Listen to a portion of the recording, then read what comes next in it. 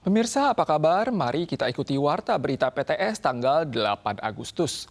Kemarin, petugas Ditjen Imigrasi Nasional memasuki kampus Universitas Nasional Taiwan atau NTU tanpa izin terlebih dahulu untuk melakukan penyelidikan, sehingga memicu kecaman dari Asosiasi Mahasiswa NTU. Petugas imigrasi menjelaskan bahwa mereka sedang memeriksa PMA Vietnam yang melakukan kerja gelap dan meminta maaf karena tidak menghubungi pihak universitas sebelumnya. Kedepannya, mereka akan memperkuat koordinasi dan korespondensi. Terjadi insiden di luar kantin mahasiswa pada tanggal 7 sore, di mana aparat masuk ke kampus untuk menegakkan hukum tanpa memberitahukan pihak universitas terlebih dahulu. Ternyata mereka masuk ke kampus untuk menyelidiki PMA Vietnam yang hilang kontak dan juga memeriksa warga sipil. Kalangan mahasiswa keberatan terhadap hal ini.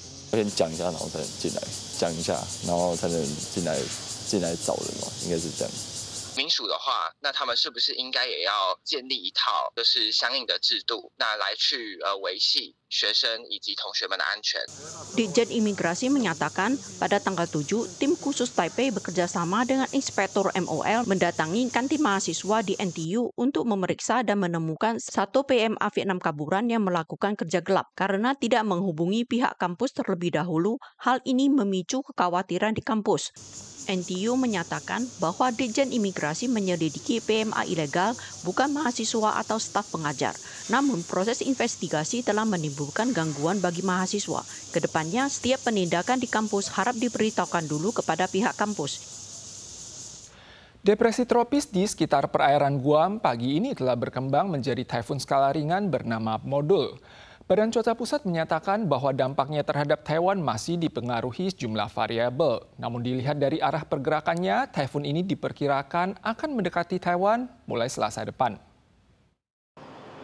Badan Cuaca Pusat menyampaikan taifun Podul telah terbentuk tanggal 8 dan diperkirakan akan mendekati perairan timur Taiwan tanggal 12 dengan dampak paling kentara sekitar tanggal 13 dan 14. Berdasarkan jalur saat ini, taifun diperkirakan akan melewati Selat Pasir namun tidak menutup kemungkinan akan mendekati Taiwan.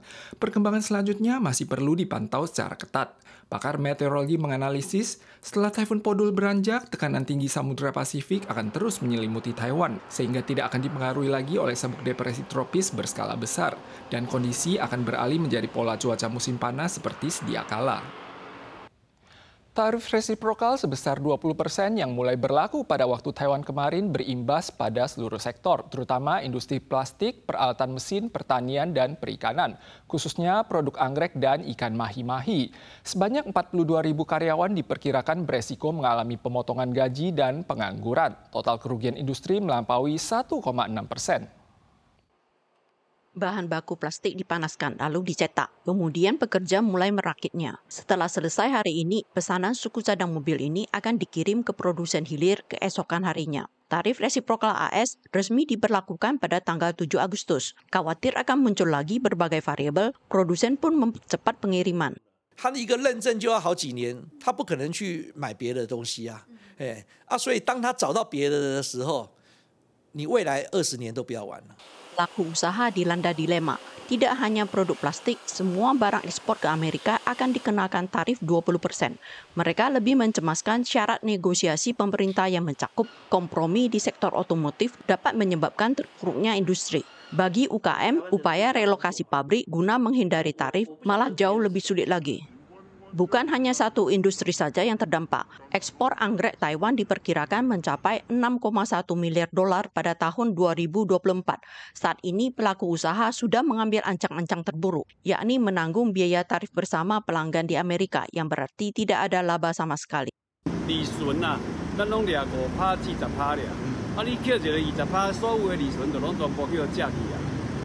Menanggapi kekhawatiran industri, pemerintah pusat mengalokasikan anggaran khusus sebesar 93 miliar dolar sebagai program pendukung industri.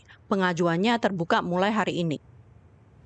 Sejak akhir Juli, petugas stasiun kereta Keelung diganggu oleh gelandangan setiap hari. Ada yang bahkan diserang dan dikuntit. Walau sudah berkali-kali dilaporkan ke polisi, tetap saja sia-sia. Serikat Perkeretaapian Taiwan mengakui bahwa mereka telah membantu mengumpulkan sejumlah laporan terkait penyerangan tersebut dan mendesak pemerintah untuk segera mengambil tindakan. Pria berbaju biru ini memegang sebatang rokok di tangannya namun berdalih tidak merokok. Ia juga mengendarai sepeda di dalam stasiun, melecehkan petugas loket bahkan menabrak orang dengan sepedanya. Dari akhir Juli hingga kini, petugas stasiun Kilong sering diganggu gelandangan. Ada yang dipukuli dan dikuntit. Walau telah ditangani polisi, mereka tetap saja kembali untuk mengganggu warga. Pihak serikat mengecam MOTC dan TRC karena tidak bertanggung jawab atas keselamatan para karyawan. Kini pihak serikat telah mengajukan laporan dan meminta pemerintah untuk mengambil solusi yang efektif dalam jangka panjang. Pusat Pengendalian Penyakit mengumumkan kasus pertama chikungunya yang berasal dari Tiongkok pada tahun ini. Seorang wanita usia 40-an tahun yang mengunjungi kota Foshan dan Shenzhen di Provinsi Guangdong menderita demam setelah kembali ke Taiwan. Provinsi Guangdong sendiri saja telah mencatat lebih dari 7.000 kasus positif chikungunya. 现场时发现，水位最深处已经漫过轿车车顶。 Genangan air akibat hujan deras menyebabkan banyak orang terjebak. Jalan menjadi sungai dan lalu lintas di beberapa wilayah lumpuh total.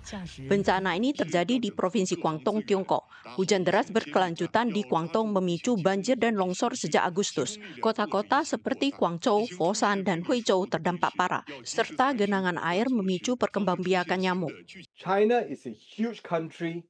The mosquito can grow with the size of a 1-pound coin. And every time it rains, you are going to have thousands, if not millions, of 1-pound coin volumes of water that can grow the mosquitoes.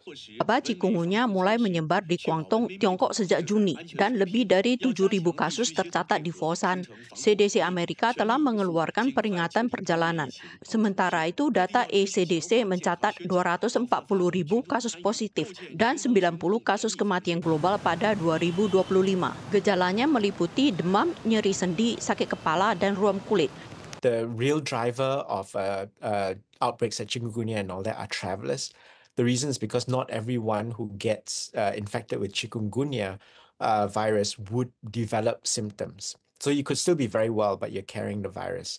Belum lama ini, India dan Pakistan juga dilanda banjir akibat hujan musim plum. Pusat Pengendalian dan Pencegahan Penyakit Amerika menyatakan belum ada laporan epidemi, namun resiko tetap tinggi. Banjir juga terjadi di Brasil, Meksiko, Filipina, dan Thailand.